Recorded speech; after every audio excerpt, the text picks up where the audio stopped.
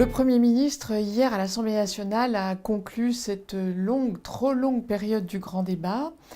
Mais comme nous le craignons, il n'a rien annoncé. Donc tout cela reste dans un flou complet, alors que nous plaidons aux Républicains pour des mesures fortes, pour des mesures qui soient enfin mises en œuvre. Nous avons tracé la feuille de route. Nous avons émis un certain nombre de propositions sur ce que nous pensons indispensable pour redresser notre pays.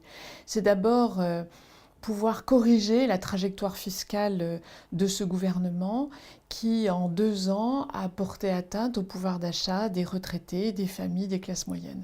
Ça, c'est la première des priorités, c'est rétablir une situation fiscale qui soit supportable par les Français.